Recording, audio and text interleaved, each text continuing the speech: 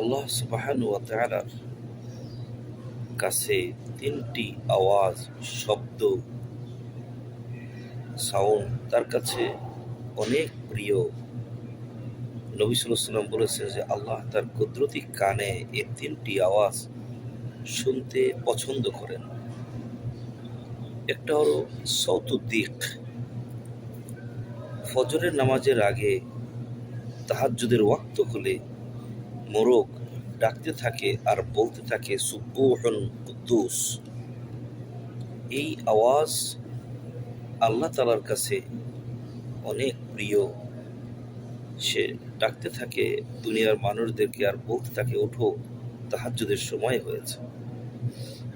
আরেকটা হলো সৌতুল কোরআন, কোরআন পাঠকারীর শব্দ গুনগুন করে সুন্দর সুরে ওয়ারাত্তিলিল কোরআনা তারতিলা, সে তেলাওয়াতের সঙ্গে তারতিলের সঙ্গে তেলাওয়াত করে।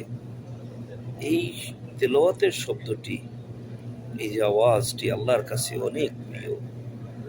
আরেকটি আওয়াজ হলো সাহারুল লাইল ইনদাল কিয়াম, মানুষ দুনিয়ার বান্দারা ঘুম থেকে উঠে তাহাজ্জুদের নামাজ পড়ে এবং যে দোয়া করে আল্লাহ তাআলার কাছে চোখের পানি ফেলে কান্দে, এই যে কান্নার যে শব্দ, এই শব্দটি আল্লাহ তাআলার কাছে অধিক প্রিয়।